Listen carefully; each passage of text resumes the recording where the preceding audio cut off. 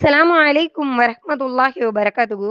நபி ஸல்லல்லாஹு அலைஹி வஸல்லம் அவர்கள் பிறந்த அந்த இரவுல, இயற்கைக்கு மீறிய பல நிகழ்வுகள் நிகழ்ந்திருக்கு. அதுல சிலவற்ற நம்ம இப்போ பார்க்கலாம். நபி ஸல்லல்லாஹு அலைஹி வஸல்லம் அவர்களுடைய தாயார் ஆமினா அம்மையார் பிரசவத்தின் போது எந்த வலியையும் உணராம எளிமையா பிரசவித்தார்கள். நபி ஸல்லல்லாஹு அலைஹி வஸல்லம் அவர்கள் இந்த உலகத்துல பிறக்கும் அந்த நேரத்துல, கஅபால உள்ள சிலைகள்லாம் கீழ விழுந்து உடைஞ்சிருச்சு. மதீனா நகரத்துல மிக பிரகாசமான ஒரு நட்சத்திரம் வானத்துல தோன்றியது. அந்த நட்சத்திரத்த பார்த்த யூதர்கள்லாம் மிகவும் ஆச்சரியப்பட்டாங்களாம்.